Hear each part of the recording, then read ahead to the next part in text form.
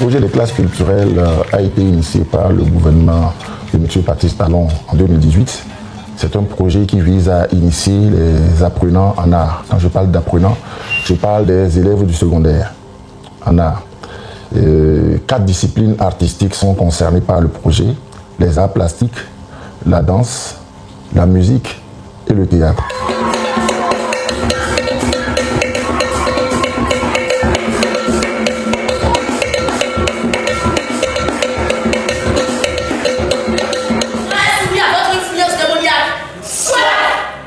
Les classes culturelles, c'est plus que les coopératives scolaires des années 1970-80 au Bénin.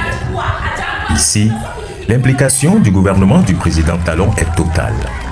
Achat et mise à disposition du matériel, recrutement de professionnels pour l'encadrement des enfants et un suivi rigoureux et permanent des différentes activités. Le gouvernement a mis en place toute la logistique. Et quand on parle de la logistique, ce n'est pas de petits matériels. Au niveau de la musique, c'est des matériels professionnels qui ont été acquis, qui ont été mis à la disposition des établissements pour les classes culturelles.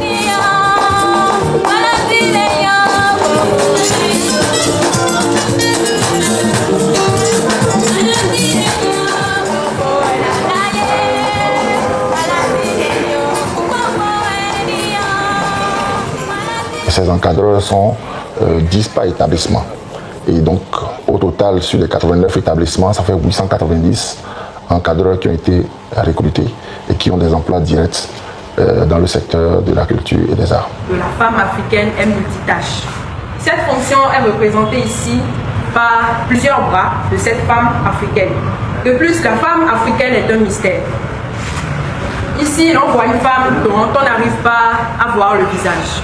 Cela explique le fait qu'on n'arrive pas à cerner tous les contours de la femme africaine. L'objectif du projet, c'est de détecter les talents, de renforcer ces talents à travers des apprentissages en atelier, parce que c'est 80% de pratique pour 20% de théorie. Sol, mi, sol, mi, fa, fa, sol, fa, sol, fa, mi, mi. Nous avons des ouvertures. Nous avons par exemple aujourd'hui à l'université des filières artistiques qui se font à l'INMAC par exemple.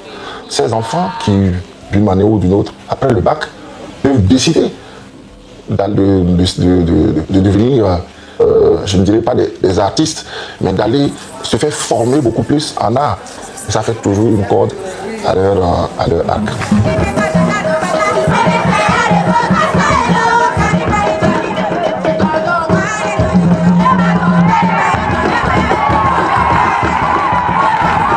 L'ambition ici dépasse la simple détection de talent. L'objectif est plus profond, plus structurant. Il s'agit de mettre en gestation une génération entière de jeunes béninois reconnectés à ses racines et intimement imprégnés de la richesse de son patrimoine culturel immatériel. Nous avons, nos grands châteaux, mais qui ne sont pas forcément des châteaux physiques. Ce sont des châteaux beaucoup plus intangibles du PCI. Entendez patrimoine culturel immatériel. Et au passage, lorsque je parle de PCI, je parle des expressions et traditions orales, y compris la langue comme vecteur du patrimoine. Je parle des arts de spectacle, je parle des pratiques sociales, des rituels et des événements festifs. Je parle des connaissances et pratiques liées à la nature et à l'univers. Et enfin, je parle des savoir-faire liés à l'artisanat traditionnel. Au cœur vibrant de ce patrimoine immatériel figure le vaudou. Longtemps confiné, il est aujourd'hui assumé et porté par une volonté gouvernementale qui y voit une richesse singulière, un marqueur identitaire capable de faire du Bénin une destination unique au monde. Le vaudou, c'est quoi? C'est un faisceau de plusieurs éléments du patrimoine culturel immatériel de l'ère Achatado et au-delà. Parce que nous parlons de vaudou ici dans le sud, chez nos frères Yoruba et pas apparentés, vous allez entendre parler de Orisha.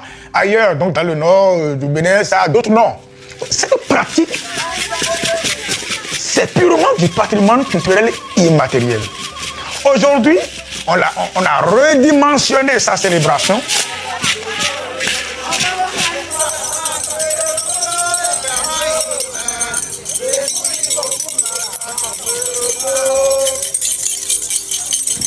Vodunde. Glensi me mi do do me. Vodundes. Mais mi de mi me makase Glensi ale bokado fi bodo ayodi bodo vodun kon mi do vodunde do vodun kade no bo e wa zombo meeting mai kolo me na yo mi ondu vodun sin ko ya do azan wo go de ebi oko yo me torolo bo mi ondu vodun sin ko e ka wa e do e ja chobo enondu e ka ze azan lo ko do te bodu wo e vivia allo maintenant go sin fide blan wa be ka wa torolo boku le di do e o e go bien dans blanc aton nda go e nu ene e ja cho bo nyon nu kun mi to me bo vivi nu kun mi to me bo kle do de nu bo vodun de nu bo ke to mi ton. Cette stratégie est-elle payante? Les Vodundéis apportent une réponse éclatante. Le succès de cet événement témoigne de la vitalité et du pouvoir d'attraction de cette spiritualité. Les chiffres de l'Institut national de la statistique et de la démographie sont formels. De 97 000 participants en 2024, l'événement a attiré 435 000 personnes en 2025. Une multiplication par plus de 4 qui démontre une fascination et un engouement spectaculaire. Nous comptons des milliers de filles. Avant de wabo akpon nuon e gbeya amon we god e na blo àwọn de wabo akpon jenu kon e di blai aton ton bozewu mais no le bikawa yena nu sin yena dofide même ton le biro nu sabe mais de do khorde le o e mon peto bo il no khoza moton ira swankwe moto no le razowa zemi jan le razowa me biro razowa me biro kwe pere mo wa to me bo anyonui si ali ko me mono dere azoro fini. Ça c'est les Vodun Days. Ce que je veux développer là, je peux le développer exactement sur la Gani, célébré à Neki et ailleurs dans le nord.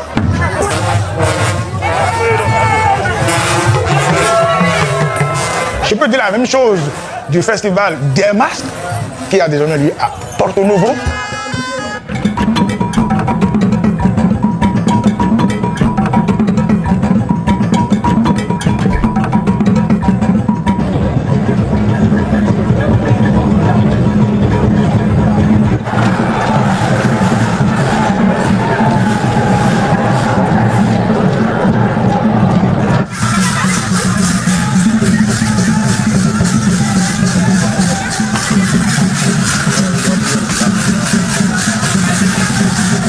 Le potentiel du Bénin, c'est aussi son littoral.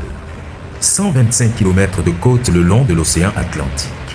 Une bande de sable fin et de paysages lagunaires que le gouvernement a décidé de métamorphoser avec une ambition poétique. En faire la lune sur terre. Cette vision n'est pas un simple slogan. Elle prend corps, comme ici, sur le périmètre d'Avlekété. Ces aménagements d'envergure s'inscrivent directement dans la feuille de route du programme d'action du gouvernement. Car derrière l'ambition esthétique, l'objectif est pragmatique et stratégique. Faire du tourisme un levier majeur du développement national.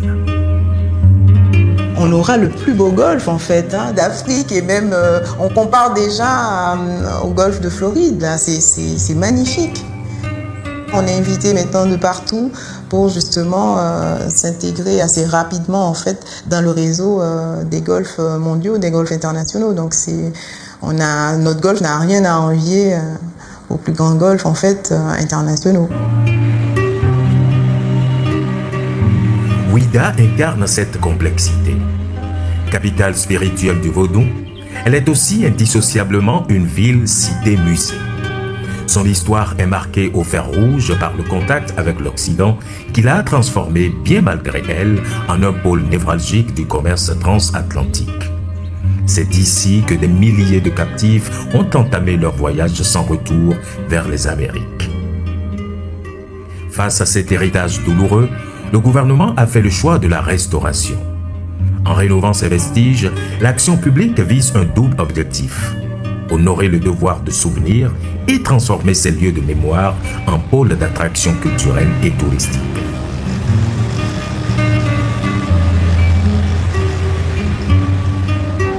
Aïe, ou tami ton ekbedion, amayon blo a mono dede emi bio bedagwe de vome.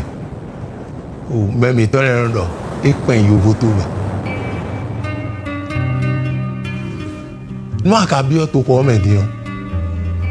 Alilé, biblodo.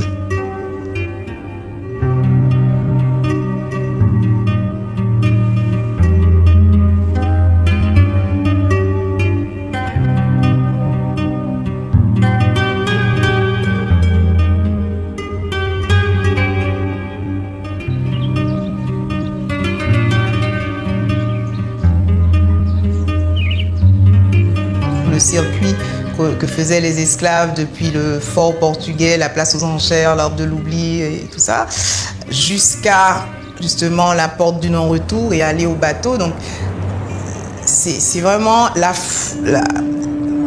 terminaison, on va dire, du circuit mémoriel. Et on la termine de la façon la plus, comment je dois dire ça, de la plus poignante que possible. On a décidé de reconstituer à l'identique ce bateau, comme un bateau qui n'est jamais parti. Un vrai bateau négrier, hein, ça reconstitue tout ce qui a été l'horreur de la traite de l'esclavage. Nous invitant justement à un recueillement, à une méditation, et pour que tous nos enfants, hein, je dis nos enfants parce que je suis afro-descendante, tous nos enfants ne disent plus jamais. Porto Novo, la capitale, n'est pas en reste dans cette renaissance culturelle. Déjà hôte du spectaculaire Festival des Masques, elle s'apprête à accueillir une institution d'envergure mondiale, le Musée international du Vaudou. Plus qu'un simple lieu d'exposition, ce musée est pensé comme un symbole fort. En offrant cet écrin à cette spiritualité, le Bénin ne se contente pas de célébrer son propre patrimoine. Il propose une contribution intellectuelle et philosophique majeure à la civilisation de l'universel, affirmant la place du Vaudou dans le grand dialogue des cultures et des savoirs du monde. Ici, on est sur un site d'environ 16 000 m², et un site qui est relié à la place Tofa, qui est réaménagé également dans le cadre du projet. La place Tofa fait environ 11 000 m². Donc, sur le site principal du musée du Vaudou, aujourd'hui, on a dans la programmation architecturale, au total 5 salles d'exposition, dont une salle dédiée aux expositions temporaires. La démarche s'inscrit dans le besoin de se rapprocher le plus possible de figures que l'on trouve déjà dans l'architecture au Bénin, notamment les formes circulaires.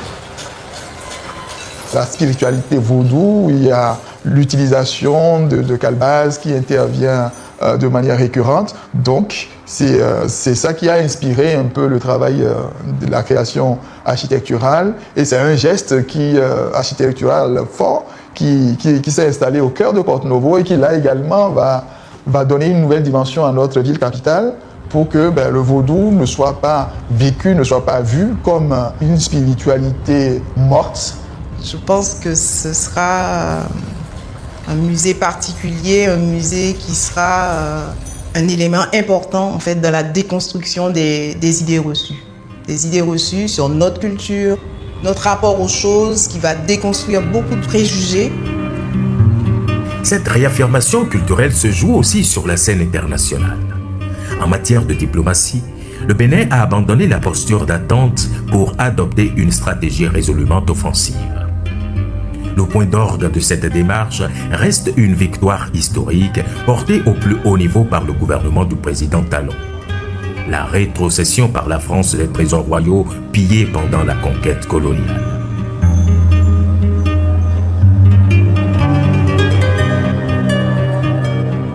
D'abord, c'est très beau, et puis c'est un grand moment.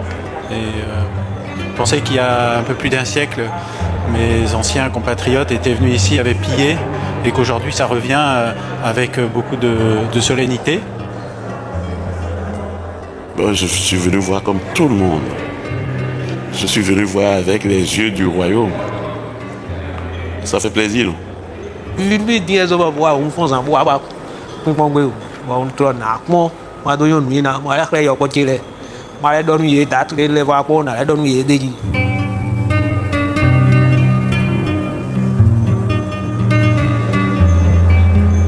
sentiment qui m'anime, c'est un sentiment de joie et de fierté. Bien plus qu'un simple retour d'objet, c'est un acte de souveraineté et la récupération d'une part de l'âme de la mémoire vive du pays. Suite à l'action diplomatique déployée par le gouvernement pour obtenir la restitution des trésors royaux, une exposition a été organisée au Palais de la Marina. C'était une exposition diptyque, il y avait 2 volets. Le premier volet, c'est celui lié au patrimoine que nous avons obtenu en restitution. Et le second volet, c'était ce que les artistes contemporains créent aujourd'hui. Et cet aspect contemporain intéresse plusieurs institutions muséales à travers le monde et elles ont demandé à accueillir le deuxième volet, c'est-à-dire le volet contemporain de l'exposition Révélation qui s'est tenue au Palais de la Marina. Et la première itinérance s'est déroulée au Maroc avec le musée Mohamed VI.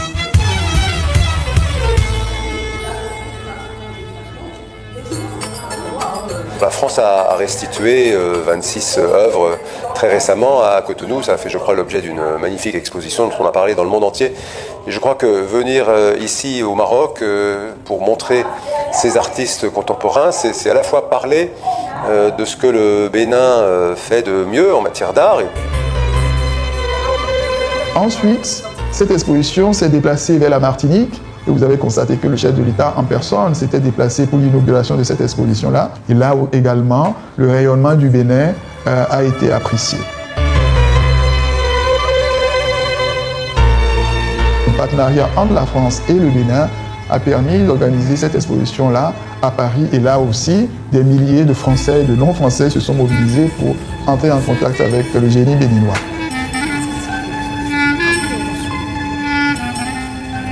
En marge de cela, il faut citer également notre présence à la Biennale de Venise pour la première fois avec notre pavillon propre. Ça ne s'est jamais produit. Donc aujourd'hui, nous sommes positionnés comme une place forte de l'art contemporain dans le monde. Et notre pavillon a été classé parmi les 7 meilleurs pavillons par le magazine des Beaux-Arts qui est spécialisé dans ce type d'activité.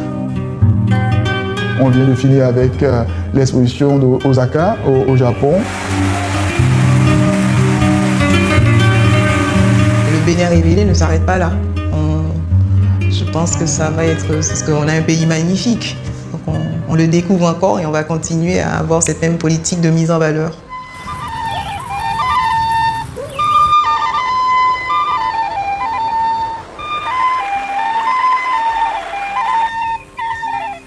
Le culturel des montagnes aussi, nous avons des facettes qui sont propres à nous. Les Tata Somba, qui sont classés aujourd'hui au patrimoine mondial, se retrouvent là-bas. Et vous savez, l'investissement que le gouvernement a fait au niveau des parcs de la Pendjari et W pour développer le tourisme de safari aussi au niveau de notre pays.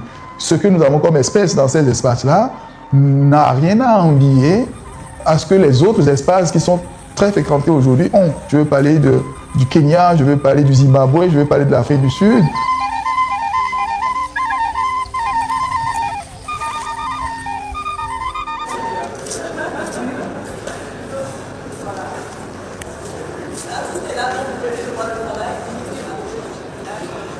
L'histoire du Bénin est celle de grands et célèbres royaumes. Un héritage que la colonisation a tenté de démanteler en les reléguant au second rang au profit de cantons administratifs.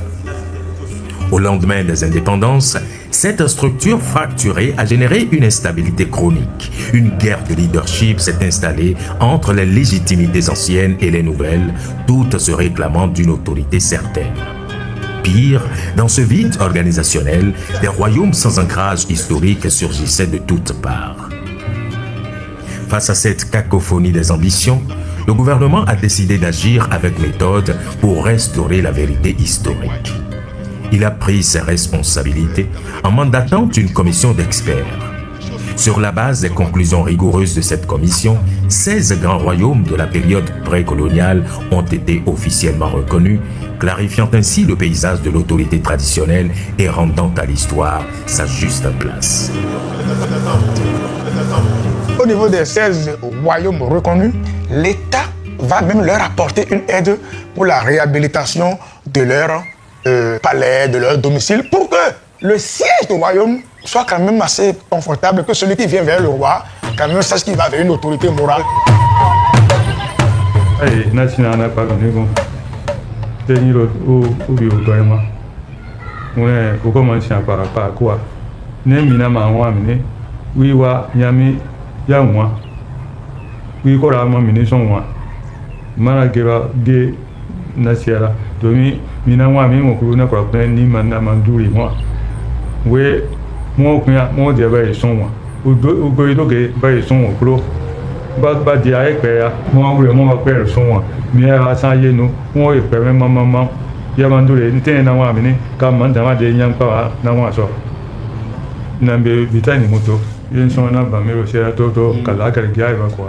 Si vous allez plus loin, l'État leur apportera un certain nombre de facilités aussi pour leur permettre de jouer pleinement le rôle qui est dans le leur, celui d'aider l'État, mais dans la limite des prérogatives à eux concédées par la loi. Partout, on espérait ceci, parce qu'on se rencontre avec les autres chefs traditionnels lors des réunions.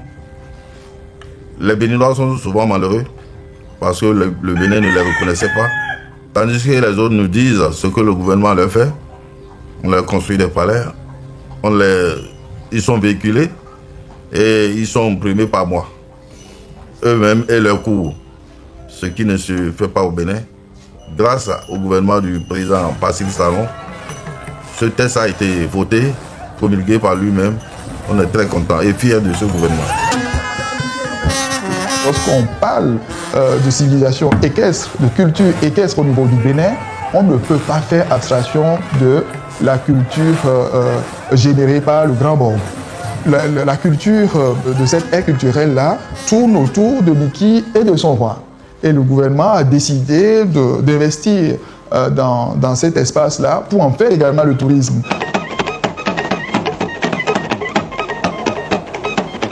C'est toute une joie qui nous anime parce que le gouvernement a pu tenir à sa promesse. La grande place de 20 hectares qu'on avait prévue pour la cour impériale vient d'être mise en œuvre. Une bonne partie sur 5 hectares, un palais majestueux a été construit. C'est toute une joie pour le peuple Batonou et Beau. L'air culturel Batonou et Beau va en jouir éternellement.